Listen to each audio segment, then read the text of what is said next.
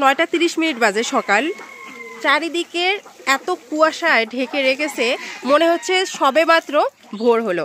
তো এই 9:30 বাজে আমরা এখনই কিন্তু হাঁসগুলো ছেড়ে দিলাম। এতক্ষণ পরে কেন হাঁস ছেড়ে দিলাম আপনাদেরকে জানাবো। প্লাস এই 9:30 পর্যন্ত হাঁসগুলো যে ঘরে ছিল, ঘরে কি না খেয়েছিল কিংবা ঘরে আমরা খাদ্য মেডিসিন দিয়েছিলাম কিনা সেটাও জানাবো।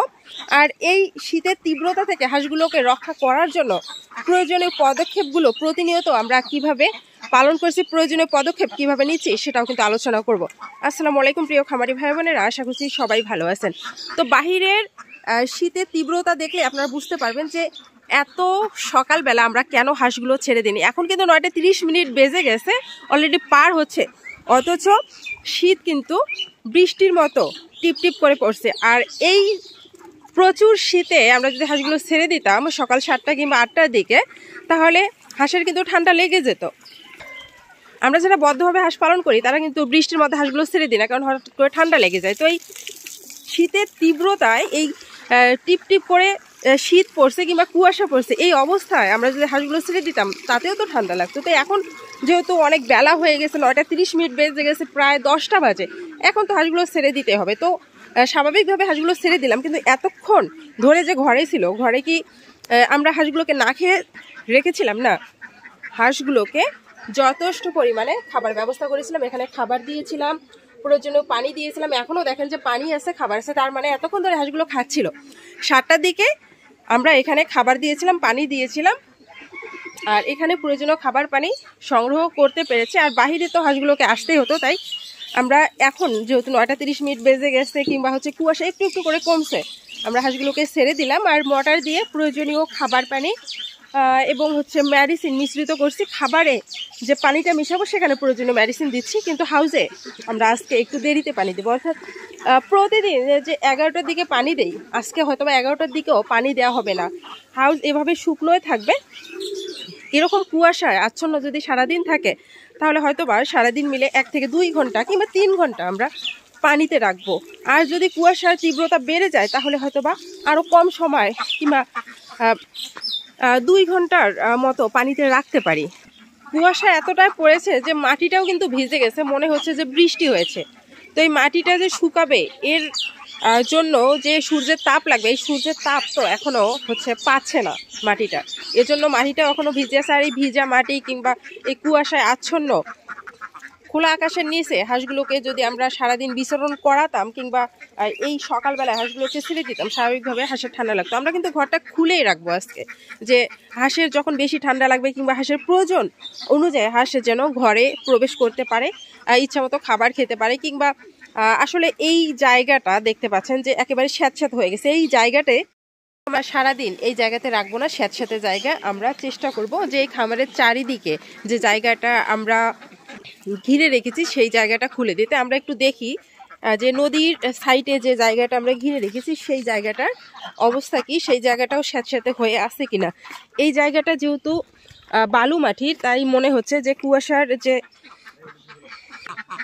কুয়াশার জন্য মাটিটা যে ভিজে গেছে সেটা এখানে থাকবে না। হ্যাঁ, এই জায়গাটা একটু শুকনো আছে মোটামুটি। এই জায়গাটা আমরা এখন খুলে দিব, এই জায়গাতে হাঁস বিচরণ করাবো। এখানে প্রয়োজনীয় খাবার, প্রয়োজনীয় পানি দিয়ে দিব। আমরা কিন্তু দরজাটা খুলে দিলাম, এখন অলরেডি হাঁস আসা শুরু হয়ে গেছে।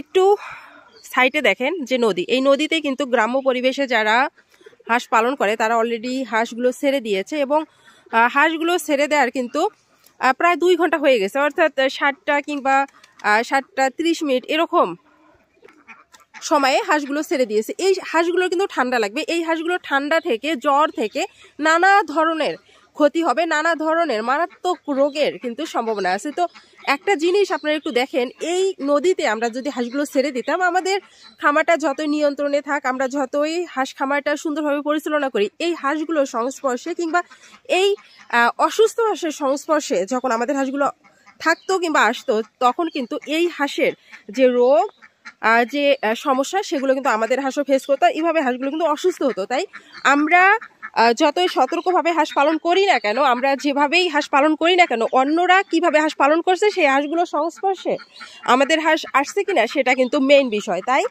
আমরা কিন্তু নদীতে ছেড়ে দিয়ে হাঁস পালন করি না, কারণ এখানে অনেক পরিবারের হাঁস আসে। এখানে বিভিন্নভাবে পরিচালিত হাঁস, বিভিন্নভাবে পালনকৃত হাঁস এখানে আসে এবং তারা কিন্তু তাদের ইচ্ছা মতো হাঁস পালন করে। তাদের হাঁসের সংখ্যা হয়তো বা 2টো 4টা 5টা 10টা, কিন্তু ওই 1টা 2টা হাঁস থেকেই আমাদের পুরো খামারটা নষ্ট হয়ে যেতে পারে কিংবা সম্ভাবনা থাকতে পারে। আমরা তাই কিন্তু নদীতে হাঁস ছেড়ে দেই না এবং প্রাকৃতিক খাবার আমরা সংগ্রহ করে হাঁসগুলোকে খাওয়াই না। তবে এই জায়গাটা একটু বন্য প্রাণীর ভয় আছে, তাই আমরা যখন একটু দূরে যাই কিংবা আমরা যখন খামারে থাকি না, তখন এই জায়গাটা বন্ধ করে দেওয়ার চেষ্টা করি। এই জায়গা কিন্তু একেবারেই বাঁশ ঝাড়ের সঙ্গে, আর এই বাঁশ ঝাড়ে কিন্তু নানা ধরনের বন্য প্রাণী আছে। এই বন্য প্রাণী মাঝে মাঝে কিন্তু আমাদের এই গণ্ডির মধ্যে যে হাঁসগুলো থাকে সেখানে উপদ্রব করে, সেখানে অ্যাটাক করার চেষ্টা করে, তাই সবসময় আমরা এখানে রাখি না। তো এখন আজকে যেহেতু প্রবলেম হয়ে গেছে কিংবা হচ্ছে আমরা থাকবো না, তা সত্ত্বেও কিন্তু এখানে হাঁসগুলো রাখছি, কারণ আমাদের খামারের মেন যে উঠান, মেন যে আগিনা, সেটা কিন্তু একেবারে স্যাঁতস্যাঁতে হয়ে গেছে। তাই আমরা এই জায়গাটা যেহেতু বালু মাটির কিংবা এই জায়গাটা শুকনো আছে, এখানে আমরা সারাদিন হাঁসগুলো বিচরণ করাবো। তবে আমরা বেশিক্ষণ ধরে আমাদের খামারে অর্থাৎ হাঁসের শেডে হাঁসগুলো রাখতে পেরেছি কেন?